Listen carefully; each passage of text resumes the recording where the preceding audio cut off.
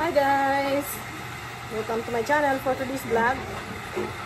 Ito yung saha ng saging ay isang gamot para sa makakatulong para sa paggamot ng scouring ng ating mga biik. So binibigay ko to as a snacks sa ating mga biik. Itong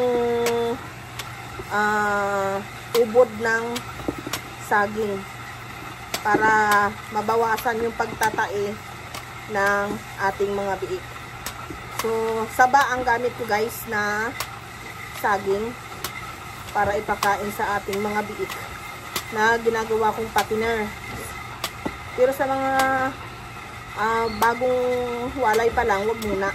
Guys, ito yung aking biik na for patiners. Yan.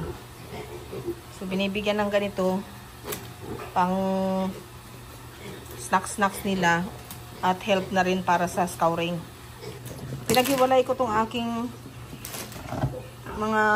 itong apat kasi nag-aaway sila. Ito yung tatlo kasi yung dalawang yan, yung dalawang yan ay maliliit para makakain ng maayos.